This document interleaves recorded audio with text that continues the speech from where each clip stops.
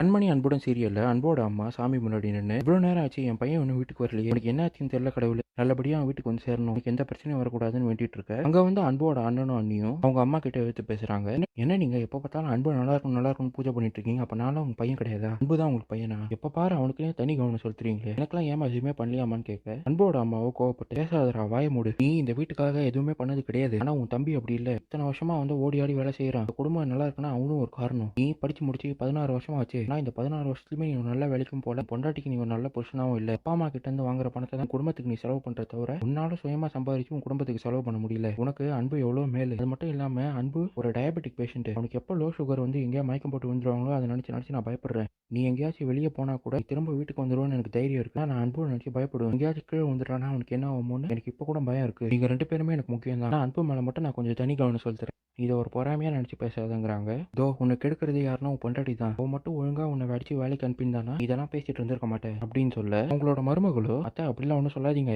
நாங்கள் இப்போ தான் யூடியூப் சேனல் ஆரம்பிச்சிருக்கோம், பொண்ணை வச்சு நிறைய வீடியோஸ் போட்டுட்டு இருக்கேன், கூடிய சீக்கிரத்தில் நாங்களும் லட்ச லட்சமாக சம்பாதிப்போம், இப்போ தெரியும் எங்களோட அருமைங்கிறாங்க. அது சம்பாதிக்கும் போது பார்த்துக்கலாம், இப்போ உன் புருஷனை அமைதியாக இருக்க சொல்லுன்னு அன்போட அம்மா சொல்கிறாங்க. வெண்ணிலா நம்மளை விட்டு போயிட்டாலேன்னு கோவப்பட்ட தினேஷ் தன்னோட ஃப்ரெண்ட்ஸ் கிட்ட இந்த பொண்ணை எப்படியாச்சும் மடக்கலான்னு பார்த்தேன்டா, ஆனால் அவள் என் டைப் கிடையாது, இந்த பொண்ணுங்கன்னா ஈஸியாக மடங்கிடுவாங்க, ஆனால் இவ வேற டைப், இவளை அமைதியாக இருந்தால் தான் மடக்க முடியும், இப்போ பாரு நான் ட்ராமா பண்ணுறேன்னு வெண்ணிலா கிட்ட போய் மன்னிச்சிட வெண்ணிலான்னு அழுது புலம்புறான். உண்மையிலேயே அவன் நல்லதான் நம்பின வெண்ணிலா, பரவாயில்ல தினேஷ், ரிலேஷன்ஷிப்னா இந்த மாதிரி தப்பு நடக்க தான் செய்யும், அதை நீ உணர்ந்து மன்னிப்பு கேட்டுக்கல அதுவே போதும், எனக்கு உன்னை முன்னாடி கொஞ்சம் தான் பிடிக்கும், ஆனால் இப்போ நீ எப்போ மன்னிப்பு கேட்டியோ உன்னை ரொம்ப நிறைய பிடிக்க ஆரம்பிச்சிருச்சு, சரி எனக்கு டைம் ஆயிடுச்சு நான் கிளம்புறேன்னு போகிறாங்க. தினேஷ் அப்பா அவரோட ஃப்ரெண்ட்ஸை கூப்பிட்டு, தியாடா நான் சொன்ன மாதிரி அவளை மாட்டிக்கு நான் பார்த்ததில்ல, இவளை நான் கல்யாணம் பண்ணிக்காமலே தேவையானதெல்லாம் இவ மூலியமா வாங்கிட்டு இவளை கழட்டி விட்டுணும், அதான் என்னோட பிளானுங்கிறாரு. ஹாஸ்பிட்டலில் அட்மிட் பண்ணியிருந்த அன்பு கண்ணை முழிச்சதும் டாக்டர் கிட்ட, டாக்டர் என்னை யார் கூட்டிட்டு வந்து சேர்த்தாங்கன்னு கேட்குறாரு. டாக்டர் இருங்க சார் நான் போய் கூட்டிட்டு வரேன்னு வெளியே வந்து கண்மணி கிட்ட, மேடம் அவர் உங்களை தேடுறாரு, நீங்க இப்போ அவர் போய் பார்க்கலாம், அவர் உங்களோட சொந்தக்காரரா மேடம் கேட்க, இல்லை டாக்டர் அவர் பேர் அன்புன்னு தான் தெரியும், சும்மா ஒரு 2 தடவை தான் பார்த்துருப்பேன், மயக்கம் போட்டு விழுந்துட்டாருன்னு தான் ஹாஸ்பிட்டல் கொண்டு வந்து சேர்த்துங்கிறாங்க.